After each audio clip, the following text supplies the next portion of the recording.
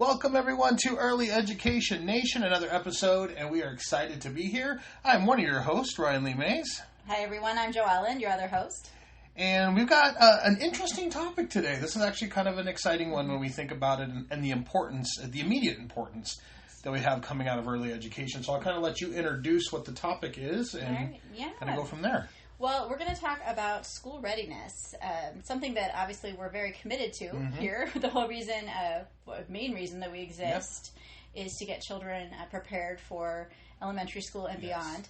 I was recently at an event and there were some educators talking about what they're seeing in school readiness from the perspective of an elementary school provider or community provider.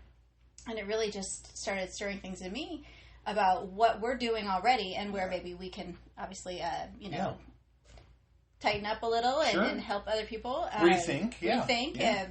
I feel that it's just such an important topic, and school readiness looks different now than it has historically. Can you tell us a little bit about your thoughts on that? Yeah, I mean, I've been in the early education field for coming up on 20 years now, so a long time. And school readiness 2 decades ago was counting to 100, knowing 25 to 50 sight words, being able to identify your ABCs in order and out of order. That was school readiness. Cut with scissors, things like that. And it has shifted drastically. I think it was already shifting pre-COVID. Yes. We were seeing school readiness shift to what actual elementary teachers were wanting kids coming out of early education to have as skills. But now post-COVID, it's even far more that way. And it's kind of shifting away from more of what we would say are the curricular markers that we've been looking for to more of social emotional, being able to follow instructions, understanding expectations in the classroom. And you're like, that's what you want to see, as an elementary teacher. And they're like, yes, we can teach the ABCs here. We can teach early math. We can't teach your child to sit for 5 minutes at a time when they want to get up and do things. We can't teach them to show the empathy to their students that they haven't learned. So that is where early education really come in as an important tool to get the students ready for that next level. I love it. So it's thinking about learning to share, learning to follow simple directions, self-regulation, things that perhaps they're learning at home, but that they're now... It's different at home, right? Sure. Because at home it's maybe just you and a couple siblings and your family. But here you're navigating a whole new world of all these friends with you that are your same age, competing for those same resources. So they are learning skills in that. Yeah, that's very, very good. Yeah. Yeah, it's funny. My wife watches a funny meme of a guy he was an ex-school teacher, but he's always playing different parts of characters in his class, and he keeps saying, why are you out of your desk? Why are you out of your desk? Well, that's kind of what it's like now. Yeah. We're in a society where students' attention is so short that when they get to kindergarten, if they haven't already practiced and acquired those skills of being able to, and we're not talking about sitting for 2 or 3 hours at a time. We're talking about short bursts of time. But if they haven't acquired that skill and they get to kindergarten, they're going to be up and down all over the place. And it is, for a classroom that might have 25 kids in it, it's too much for the teacher to handle. It is. And so, unfortunately, a lot of those kids get kind of left by the wayside. So we want to make sure that we're training everybody to be able to at least, with reasonable accommodation, be able to hit those markers once they get to elementary school. No. Yeah, that's so true. What do you think? I mean, we talked about COVID kind of shining a light on some of the changes. What do you think has changed in our society or in early education or perhaps in parenting? Or what do you think some of the shift is? Social emotional development, 100%. It has taken a dog leg from pure academics into social emotional development for students. And again, like I said, it's far easier to teach a child that's willing to learn ABCs than one who doesn't know how to regulate themselves, and we're trying to jam in this curriculum. No, you got to learn this, you got to get this ready, and they don't understand their separation anxieties. They may have lost a loved one during the pandemic, things like that have really shaken them up. And throw in on top of that, parents working from home, and a child doesn't understand, Mom, you're at home, why do I get to have to go to school through this? Or mom and dad both working at home, dropping off a kid for the day. And in the child's mind, their imagination runs wild. Mom and dad are going to go have the funnest day ever without me, when really they're just going to go home and do work all day. But it causes an emotional imbalance there for that child. So it's little markers like that through COVID that I think really kind of have extended on past this recovery time that we've had over the last couple of years, and we're seeing it with the children as they're getting older and getting to that school age. So. And I think when children were home more, screen time absolutely came into play a little bit more. Absolutely. And I think that that's one of those outside external factors, right, that is contributing, I think, to the attention spans that we're seeing in young children, that need for almost immediate gratification, and ability to sit still. Some of the experts at the school age level were talking about that's what they're seeing coming in. Children who are maybe a little bit behind on some of their milestones, not necessarily only because of screen time. But in kindergarten readiness, it's such a broad topic, and I know we're not going to hit on everything today. Sure. Save some for the future. We'll save some for the future. Yeah. But what in terms of screen time, what is your understanding about the benefits and drawbacks of that in early childhood? I can speak to you from a teacher, but I also can speak to you from a person who knows parents well that have not used electronics with their child up till at least age 3. The benefits they have seen, the closeness, that emotional regulation, understanding that mom and dad are there to spend time. And that is extremely hard. Let me put that out there first. That's extremely hard to provide that for your child every day when you're trying to provide 100 other things just to sustain life. But the parents that have given that up and said, nope, we're not going to do any screen time until they're, in their preschool years, they're seeing their child more emotionally regulated. They're seeing them reach academic goals quicker. They're seeing them reach physical goals quicker through it. It's amazing. I am a true geek, so I'm never going to say screen time is bad. No. I think there's definitely a fit in, but once you get to those preschool years, then you can start putting in educational programs. But I totally understand when you are just trying to make dinner or get in the shower or something and putting on a program for your child, it does seem like the easiest fix. Sure. That's true. Yeah, and I remember being with 3 littles at home, how just the choice of strategic screen time, right? Because it would be easy, like, well, I just really want to read this book, so you guys go watch a movie for a couple hours. And I always chose educational, quote unquote, educational programming. And there are some great programs out there. Phenomenal. My daughter, Word Girl. I mean, I know I'm dating myself, but my daughter loved Word Girl, and her vocabulary was amazing. But she learned more, I'd like to think, from reading books with me. Sure. So anyway, but the use of strategic screen time. There are times where I know I need to go take a shower. Right. I need to go make dinner, and I'm going to be chopping onions or whatever. It's something that you need children to. So I'm not ever saying, people should get rid of all screen time. I mean, that would be me calling, the kettle black. Or whatever. I'm not. But it's just limited as much as possible. Limited as much as possible, and being aware, because we have seen in early education. Oh yeah. The impact that excess of screen time, just because it's so readily available now. It's funny, my youngest stepdaughter, we goof around all the time. We have a great relationship, but I will, make jokes and stuff that are ridiculous. And she'll be like, Ryan, go on your tablet. Like, that's her comeback to me. And it's funny. It's like, I'm done with you. Go get on your tablet. Yeah. But that's actually commentary on how society is. Just go spend time by yourself. Get on your tablet, get on the phone. Don't bug me anymore. Yeah. And so when you can strategically set things like, so let's say you need to cook dinner, and you have that toy you keep in the closet that you pull out for that time for that child to play with, you can still keep an eye on them, but they're going to be playing with magnet blocks for whatever amount of time till dinner's time, and then that goes back in the closet and doesn't come back out until you need that for that future time again. Great. So you can find little things here and there to try to limit it. And then when you do get to that point where they can't have screen time, keep it down an hour under a day. Yes. We, at our school, we use educational reinforcement, I like to call it, or electronic reinforcement in there. So technology in the classroom for a specific subject matter. So let's say we're talking about spiders. We're going to watch a short 30-second video on how a spider builds a web. It's hugely advantageous for the child to see that, not just hear it. Yes. I can actually see the spider do it. So it's calculated time for that screen time. Yes, they can mix in an episode of Bluey, and have fun with that. Absolutely. Yeah.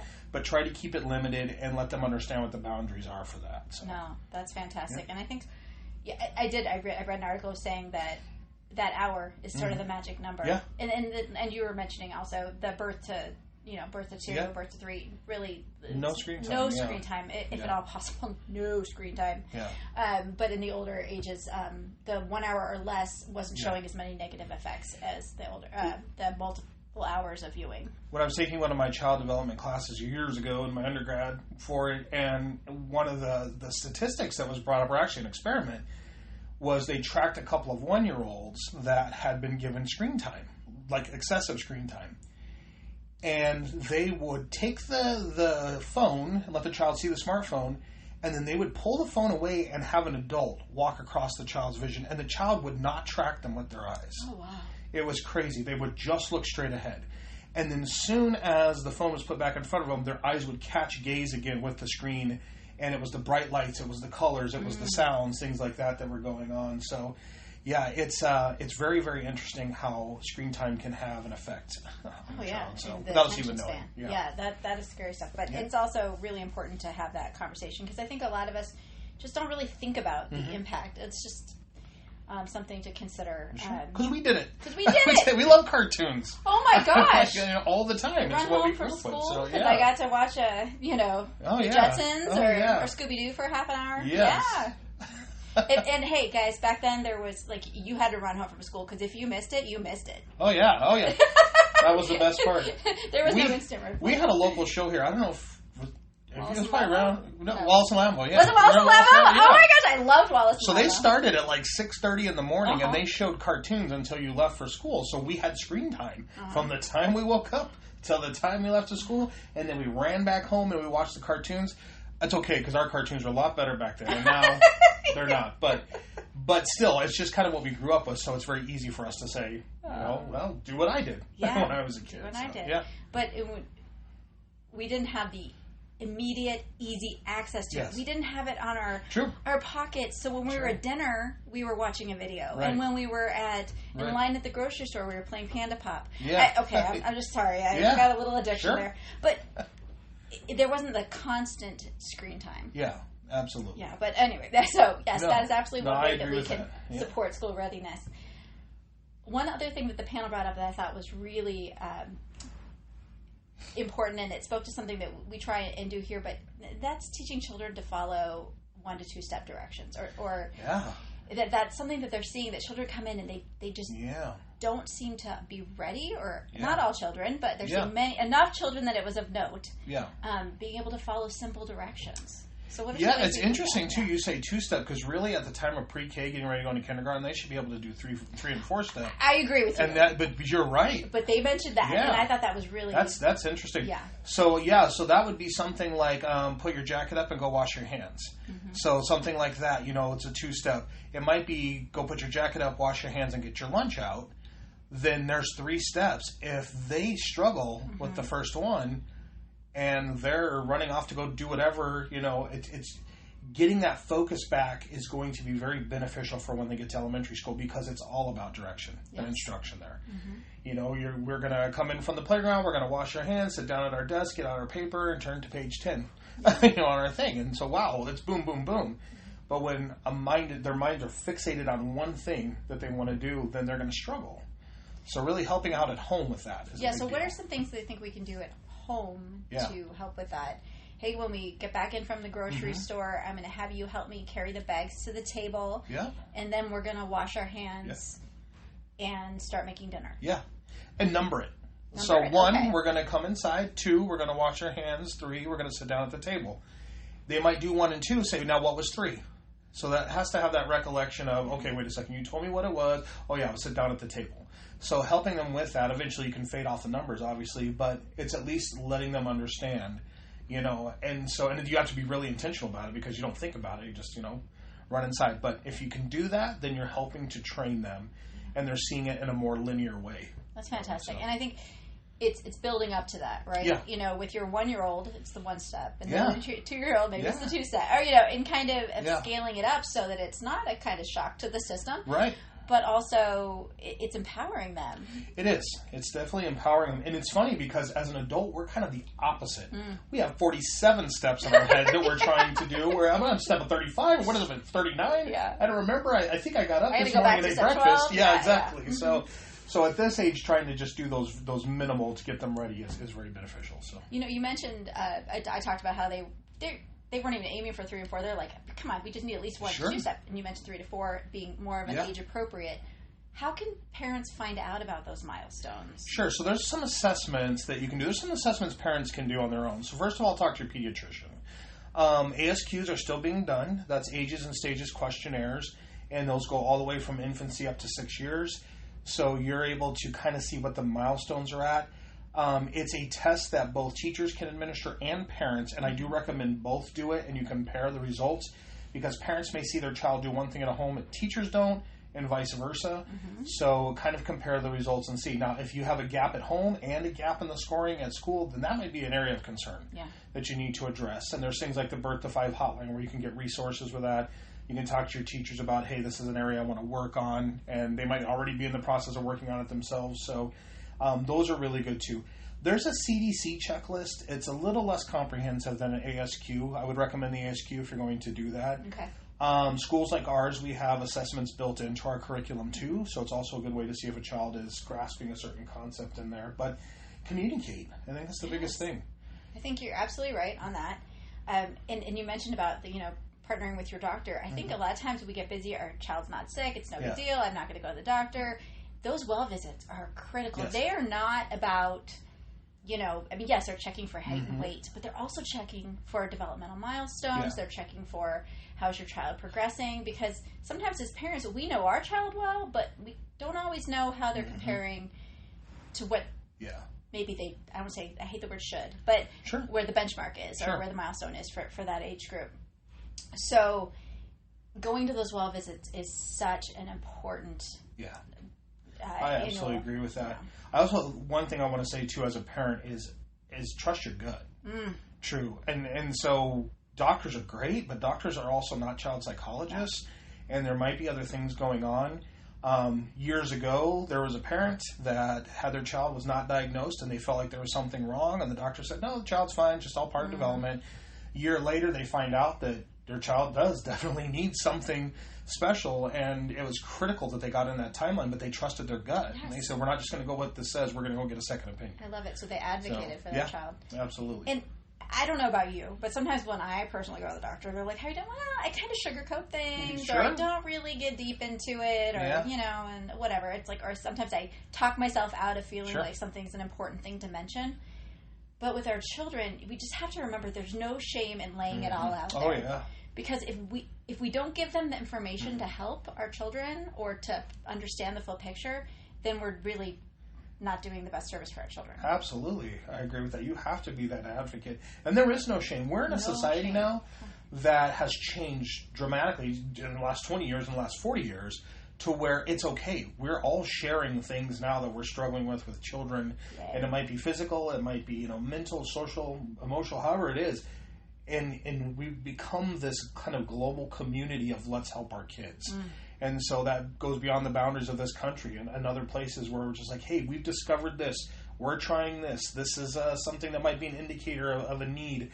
And we're being able to take all of that together and kind of put this beautiful soup together of we can try all these things to make sure that our kids are succeeding the best. So it's wonderful. I think that is, technology has its goods and bads. It does, absolutely. But I think that bringing us together and helping us feel less alone in some of the struggles has definitely been a positive. I love that word you used, alone, because I think people felt that a lot. Oh, yeah. Before spectrum disorder was even diagnosed, there were kids that had it, and we didn't know, and, society just said, what's wrong with these kids? Yeah. I don't know, something. Something. And now, parents, they felt so alone. Now parents are like, oh, no, actually, my neighbor is going through this. The parents at the school, there's another parent in my child's class that's going through this. And it really kind of creates a support network that was not there that's getting stronger by the day. So. The community that you talked about. I love that. I love that. So what about, we talked about the steps, like the following directions and whatnot. How about schedules? How does that prepare a child? Yeah. That's a hard one. So schedules, in early education, we give reminders, we give 5-minute warnings, we give pictures on the wall, things like that they often don't get in kindergarten and older, in first grade, second grade. So they really need to understand a schedule, how to follow it, what's expected.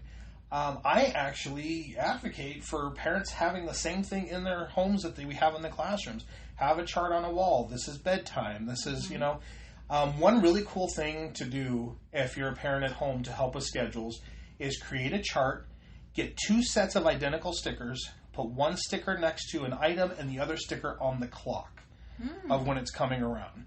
So kids don't really understand the hours or minutes so much at this time on an analog clock, but they can understand that when the big hand gets to the truck sticker, that means I got to go to bed.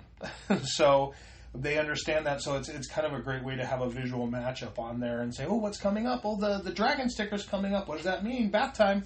That is the coolest idea.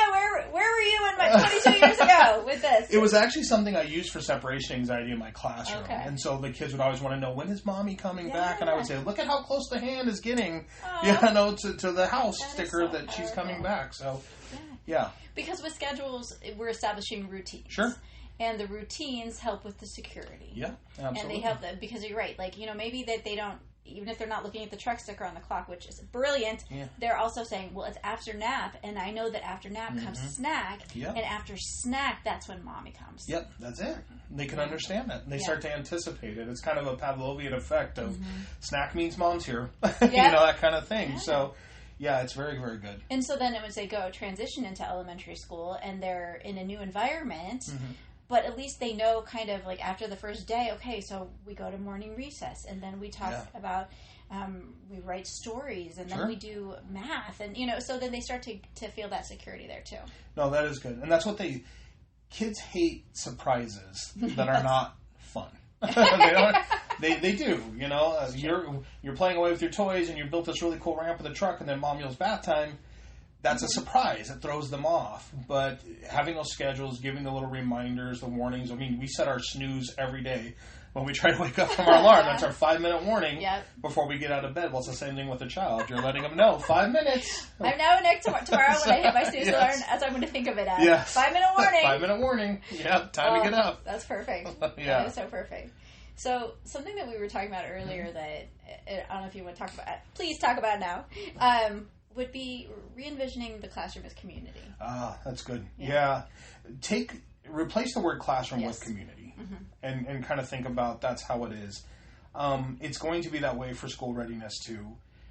In a community setting, people have different houses, people speak different languages, people have different schedules, people have different ways of communicating and learning, but we all find a way to coexist in a community, and that is what a classroom is like for your students.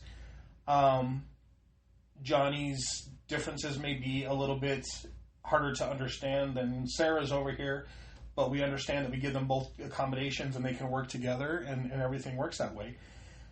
The sad thing is, a lot of times elementary school is so structured that community kind of goes away a little bit. Okay. And everybody's kind of forced to fit into the cookie cutter homes, to put it that way. But in early education, we learned how to kind of coexist with each other. And we understand that maybe Johnny gets sad in the morning and we have to give him an extra hug. But we also know that he can play the drums really well. And we love for him to do that during music time. Yeah. And, Sarah's misses her mom a lot. But we also know that she can read and she can sit there in the classroom and lead. And so they find these jobs and these responsibilities. And the teachers do a really good job of giving them tasks, jobs. You're the line leader, you're the chair pusher, you're the door holder, you're the book chooser. And they have these jobs within their community.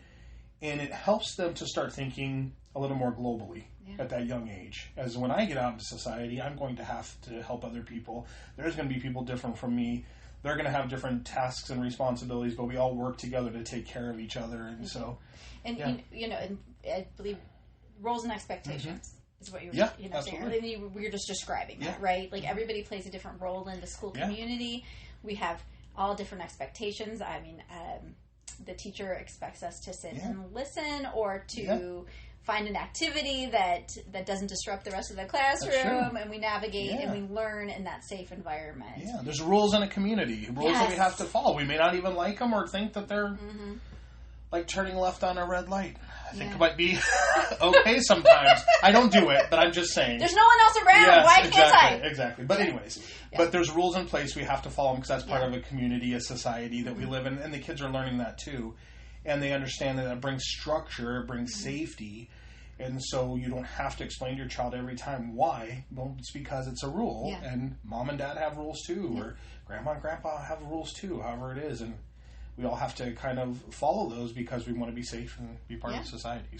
So we have the rules and expectation. We also have the different parts we play in the community.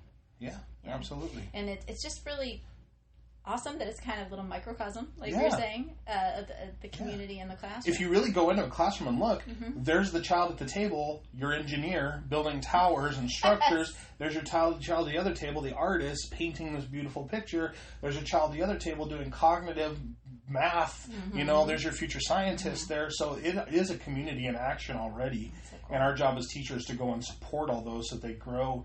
We talk about former students here that are going into engineering programs that we have and things like that. And just like, it's great. Yeah, it is. It is. It's so awesome to think about those young minds that are now not so young minds. That are going out into the world. But what do you, as a parent yourself and raising little ones, what do you wish you would have known for school readiness that maybe you hadn't gotten at that time? I mean, I think I was focused on the academic readiness. Sure.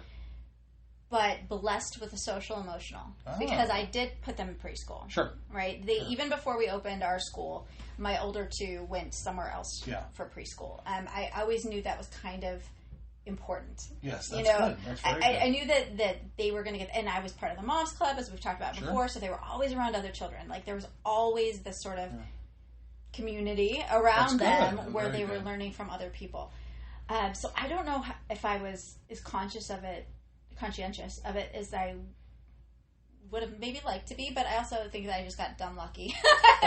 No, but I think I wish I had known that, one, it's okay if they don't meet all those academic milestones as long as they're emotionally ready for the transition. Yeah. That's good. It's kind of like, it would be like these athletes that do these decathlons during the Olympics, and if they only trained in one area, they'd be great in that one area. Yeah. They'd fail in everything else. But if you're training them, universally on everything, they're going to pick it up as they go, and maybe they're not as good in this one area as the other, but eventually they'll get there because they're becoming a better athlete or a better student.